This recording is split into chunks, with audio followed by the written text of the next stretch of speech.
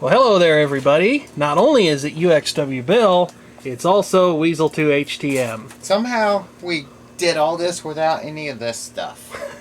And that's really the rather amazing part. As you can see here, we've repurposed the computer room into a secondary studio. What was the name you had for this? The remote fortress of amplitude. The remote fortress of amplitude. The amplitude sources are a little smaller. But they got the job done. Yeah. Oh, hey, the grills come off on these. Yes, sir, they do. Looks like that one tweeter's a little pushed in. I wouldn't know by listening to it. You can see there are some bed sheets hung up back there for what was unfortunately an ill-fated experiment in chroma keying. But if that's all that went wrong, and it really was all that went wrong, we did very, very well. Agreed. Everything else went off without a hitch. It still made for a good, solid color background, though. Yes, it did. It looked good. And we'll go ahead and pull this one down so they can see the... oh, the CD player's still on. Yep. Yeah, it is. Oh, well, I've left it on for a week before, in between visits down here. But you can kind of see the setup we had going. No comments on the mess in the background, please and thank you very much. Got two of my flat panel displays, a Model M keyboard, a Ms. House, microphone stand with a microphone that is in dire need of being microwaved, but somehow it escaped unscathed. A candy ham. And the real genius, this was Weasel's idea, because it was genius, obviously. We have a set of XLR cables running out of his mixer, and moving along into the other room, we changed things up quite a bit in here. The ordinary setup in the Fortress of Amplitude has this little Newmark DM1300 mixer as the primary mixer for everything. The reason I continued to use it is because it has a decent phono preamp built into it, and it's also got a crossfader and the queuing monitor, or pre-fade listen. But in order to do the XLR stuff, we needed something that had XLR inputs here on the other end, and that was this little Behringer Xenix, or Xenix 1202 FX mixer with a built-in effects processor. That was how we were doing our reverberation the other night. We also had stereo panned microphones going on. We have my microphone connection right here, Weasel's in the other room, and then the audio outputs from his mixing board, left and right channels. We just panned these hard each way, and this ended up working really very, very well. My own mixer went into the CD and tape inputs on this mixer up here. Great use of that input, by the way. And then, to keep everything sounding roughly the same for our listeners, we have the lovely CRL Systems TVS-3001 automatic gain controller and television audio processor. My understanding is that we had the levels pretty close to begin with. Am I correct in saying that? The levels were looking good, but this thing definitely evened out the ebb and the flow. Yeah, there's a... This definitely did a lot of sanding. So, or in the case of the Keykeeper, clay barring. Yes, we were pretty close most of the time, but this thing sanded out the differences. That's actually a very good way to put it. And for the peaks that were too fast for the CRL to catch, we have the Alesis Nanocompressor right here, set to act as a, not set to act up, but, and amazingly nothing did act up too badly during the show, but set to act as a fairly fast-acting hard limiter just to catch the peaks that the CRL would miss. We did split-screen video last night. This is something that Weasel was able to borrow, no doubt with plenty of persuasion, I'm sure. I got friends in low places. There we go. This is a Videonics MX Pro video effects unit. It's supposed to do chroma keying. It's supposed to do wipes and fades and pizza making, dog walking.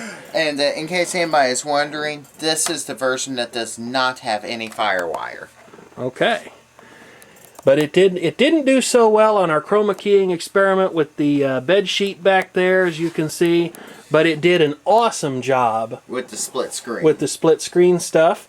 We had a little Philips color television down there to monitor this thing and keep an eye on what it was doing so the menus could be interacted with and all that good stuff. And then the rest of my setup was pretty much unchanged from what it usually is. Be sure to show the mixer stand.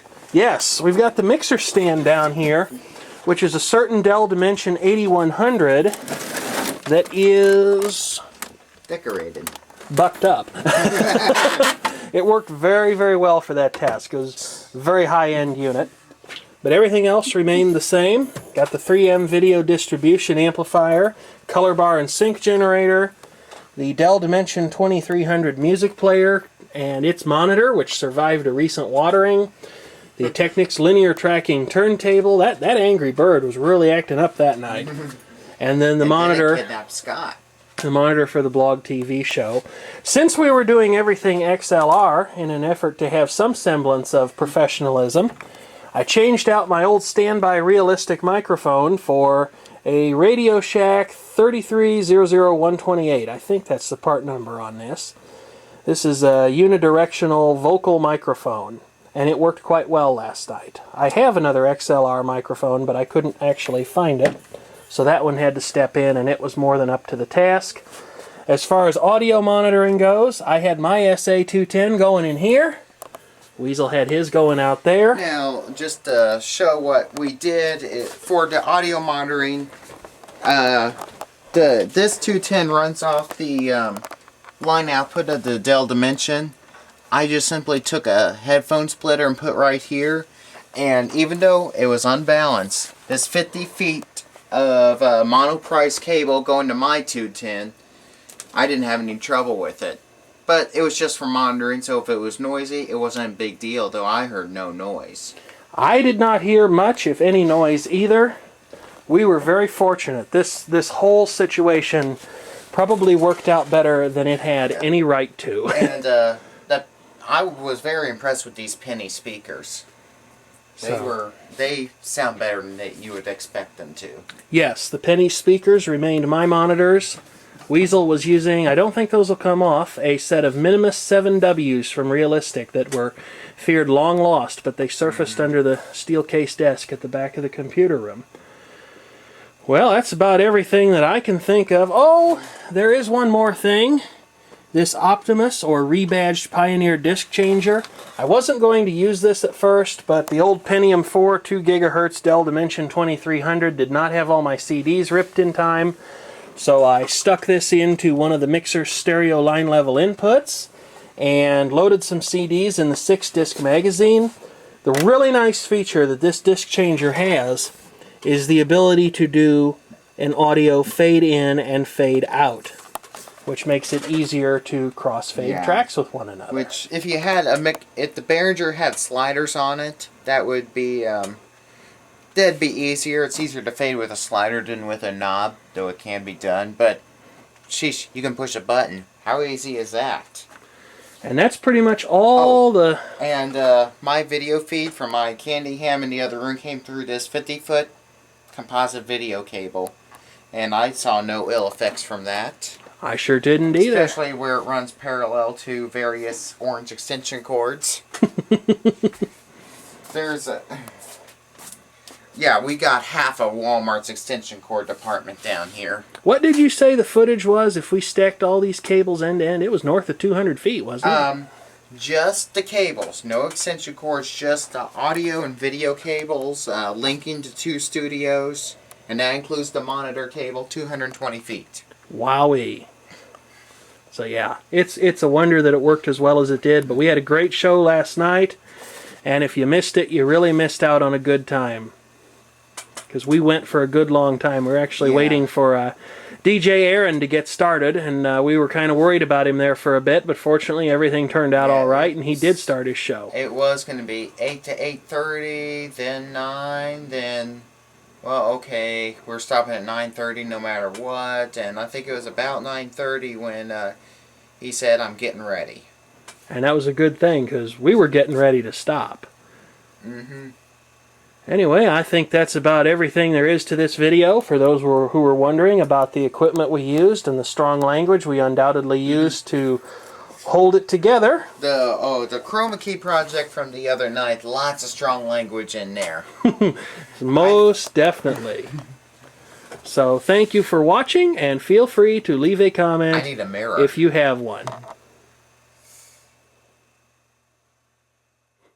Here's your Easter egg.